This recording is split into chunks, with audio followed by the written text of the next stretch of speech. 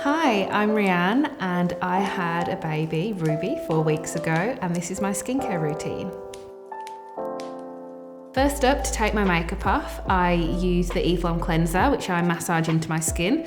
It feels amazing and the texture is really luxurious. The little cloth that it comes with really helps to exfoliate the skin.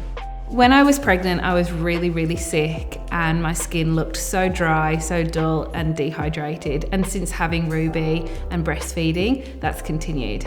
One of the best things I've found for my dry skin are sheet masks, and this one is one of my favourites. I actually used it most nights when I was in hospital to look like I'd had a good night's sleep. You do look a little crazy wearing them, but the results are totally worth it. I give myself a little massage with this jade roller every time I use a sheet mask. It feels great and it helps work the product into the skin. I literally leave my sheet masks on for as long as possible. And then when I have to, I take them off and work in whatever's remaining on my skin.